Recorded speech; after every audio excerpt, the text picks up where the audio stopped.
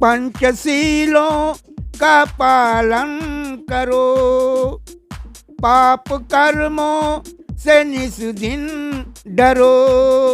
मैत्री की भावना से हमें भाईचारा निभाना पड़ेगा। बहुजन समाज के लोग मुझे प्यासा के नाम से जानते हैं और मैं अनुसूचित जाति चमार हूँ। और जो है कि मैं बहुजन समाज पार्टी से 11 अप्रैल सन 85 से जुड़ा हूँ और मैं समाज को अपने गीतों द्वारा डीलिंग करता हूँ, गीतों से और वाल राइटिंग से भी। हम दोनों प्राणी विकलांग हैं और और मेरी रोजी रोटी का जरिया कोई खास नहीं है। मैं पुराने कपड़ों की मरम्मत करके अपनी जीविका चलाता हूँ और यही मेरा परिचय है। और मैं आगे क्या कहूँ। हमारे दर्शकों को कुछ अपनी लेखनी जो आपका फेमस गाना रहा हो सुनाइए।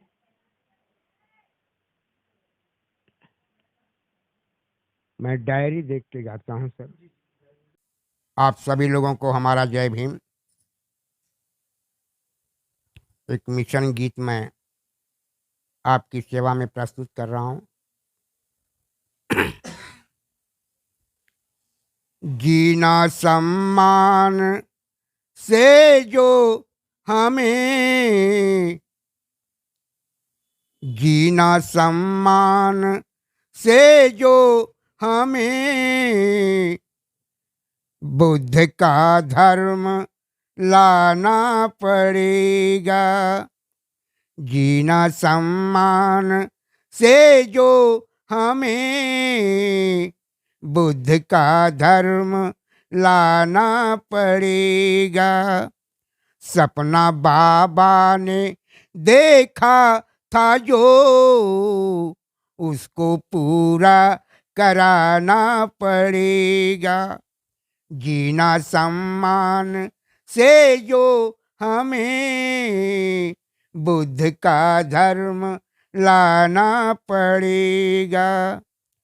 पंचशीलों का पालन करो, पाप कर्मों से निस दिन डरो। पंचशीलों का पालन करो, पाप कर्मों से निस दिन डरो। मैत्री की भावना से हमें भाईचारा निभाना पड़ेगा। सपना बाबा ने देखा था जो उसको पूरा कराना पड़ेगा। जिस धर्म में न सम्मान हो, होता पग पग पे अपमान हो।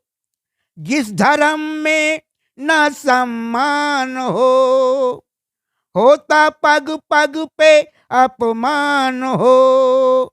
उससे चिपके हो फिर किस लिए, तुमको पीछा छुड़ाना पड़ेगा।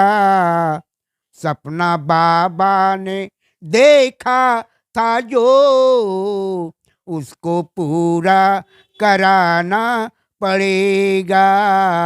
जीना सम्मान से जो हमें बुद्ध का धर्म लाना पड़ेगा। त्याग गौतम ने कितना किया, तब ये सद्धर्म जग को दिया। त्याग गौतम ने कितना किया, तब ये सद्धर्म जग को दिया। अंधविश्वास को त्याग कर ज्ञान दीपक जलाना पड़ेगा। अंधविश्वास को त्याग कर ज्ञान दीपक जलाना पड़ेगा। सपना बाबा ने देखा था जो उसको पूरा कराना पड़ेगा। बुद्ध का धर्म विज्ञान है, होगा मानव का सम्मान है। बुद्ध का धर्म विज्ञान है, होगा मानव का उत्थान है। ढोंग पाखंड को छोड़ प्यासा, ढोंग पाखंड को छोड़ प्यासा। बौद्ध बनना बनाना पड़ेगा। सपना बाबा ने देखा था जो उसको पूरा कराना पड़ेगा। जीना सम्मान से जो हमें बुद्ध का धर्म लाना पड़ेगा। गीत आप लोग की सेवा में पेश कर रहा हूं। करोड़ों करोड़ों बहुजनों की शान है, करोड़ों बहुजनों की शान है। मायावती बहना करोड़ों बहुजनों की शान है। मायावती बहना करोड़ों बहुजनों की शान है। मायावती बहना दलित परिवार की स्वाभिमान है। मायावती बहना दलित परिवार की स्वाभिमान है। मायावती बहना करोड़ों बहुजनों की शान है। मायावती बहना राज कैसे चलता है इन्होंने कर दिखाया है। देख कर काम इनका दुश्मनों ने खौफ खाया है। सभी नेताओं में शक्तिमान है। मायावती बहना सभी महिलाओं में शक्तिमान है। मायावती बहना करोड़ों बहुजनों की शान है। मायावती बहना कसम खाई है बाबा की कि हम कुछ कर दिखाएंगे। दिलाकर हक बहुजनों का तभी हम चैन पाएंगे। सिंहनी बहुजन की वरदान है। सिंहनी बहुजन की वरदान है। मायावती बहना करोड़ों बहुजनों की शान है। मायावती बहना जिसने जिंदगी में आज तक डरना नहीं सीखा, बहुजनों के लिए पीछे कभी हटना नहीं सीखा। अरे कवियों के कलम की जान है, कवियों के कलम की जान है। मायावती बहना करोड़ों बहुजनों की शान है।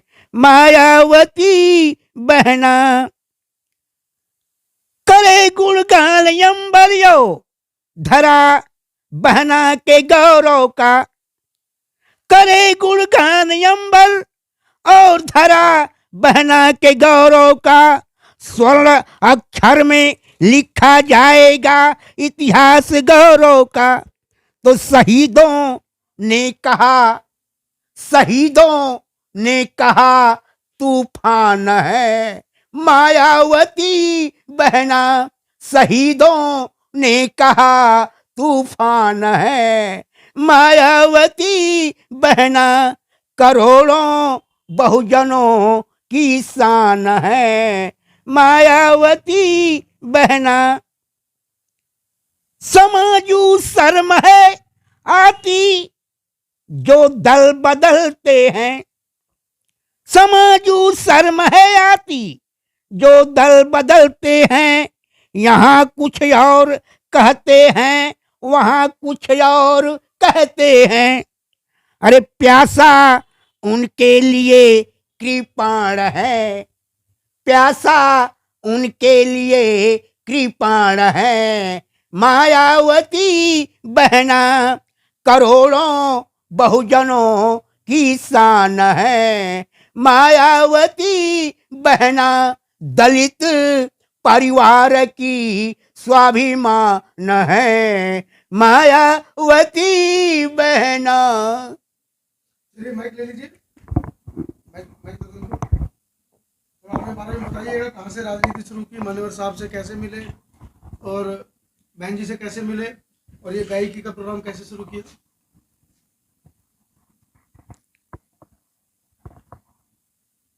पहले मैं किसी के मुख से सुना करता था कि अब हम लोग की पार्टी बन गई है। मैंने पूछा उस आदमी से, भैया कौन पार्टी बनी है? क्या हम लोग की वाम से पार्टी बन गई है। क्योंकि ये वाम से क्या होता है यार? क्या वाम सिर्फ एक सरकारी कर्मचारियों का संगठन है। क्योंकि अच्छी बात है भाई, बाकी ये तो कोई पार्टी तो नहीं हुई। क्या नहीं, पार्टी बनेगी। इसके बाद सन 80 में DS4 बना। सन 80 में DS4 बना तो सरकारी कर्मचारी लोग जो है कि गांव गांव जा कर के बाबा साहब की और मान्यवर कांसीराम साहब की बात को बताते थे। तो हमको उनकी बातें बड़ी अच्छी लगी, तो मैं DS4 से जुड़ा। DS4 से जुड़ने के बाद मैं कुछ लोगों से मिला जो गीत लेखक थे। तो मतलब हम जैसा कहते थे वैसा लोग गीत लिखने के लिए तैयार नहीं होते थे। तो मैंने अपना दिमाग चलाया और मैं गीत लिखना शुरू किया। तो जब मैं गीत लिखना शुरू किया और DS4 के साथ मैं काम करना शुरू किया सन 80 से। इसके बाद काम करते करते हम जो है कि ये सन 84 में 14 अप्रैल को मान्यवर साहब बहुजन समाज पार्टी बनाए। तो इटावा में चुनाव हो रहा था। इटावा से मान्यवर साहब लड़ रहे थे चुनाव। तो कुछ सरकारी कर्मचारी लोग हमको बोले कि इटावा चलोगे प्यासा? हमने कहा क्यों नहीं चलूँगा। कहा चलिए। तो लोग हमको ले गए इटावा। इटावा ले गए तो इटावा के होटल में सारे कार्यकर्ताओं का मतलब वहाँ पर व्यवस्था बनी हुई थी। तो हमको मालूम हुआ कि मान्यवर साहब इसी होटल में हैं। तो मैंने एक आदमी से पूछा कि भाई मान्यवर कांसीराम साहब कहाँ पर हैं, किस रूम में हैं? तो उन्होंने हमको बताया। तो जब बताया हमको तो मैं चढ़ रहा था ऊपर जाने के लिए और मान्यवर साहब नीचे आ रहे थे। तब हमको ये पूरा एहसास हो गया कि यही मान्यवर साहब हैं। हम कि साहब जय भीम। तो साहब हाथ बढ़ाए हाथ मिलाने के लिए। तो मैं हाथ बढ़ाया, मैं भी हाथ मिलाया। तो हाथ मिलाने के समय मुझे यह एहसास हुआ कि मैं बाबा साहब डॉक्टर भीमराव अंबेडकर साहब से हाथ मिला रहा हूँ। हमको ये एहसास हुआ। मान्यवर साहब हंसे थोड़ा सा। जब वो हंसे और मेरा नाम पूछे तो हमने अपना नाम बताया, रामजी प्यासा। तो क्या क्या करते हो? हम कहे साहब गाना गाते हैं, गीत गाते हैं। तो मान्यवर साहब ने कहा खाना भी खाते हो? हम कहे हाँ साहब खाना भी खाते हैं। तो पहली बार इटावा के होटल में मान्यवर कांसी राम साहब से मुलाकात होती है। इसके बाद साहब के साथ मैं लग गया। फिर पंजाब का चुनाव हो रहा था होशियारपुर जिला में, वहाँ पर भी मैं साहब के साथ था।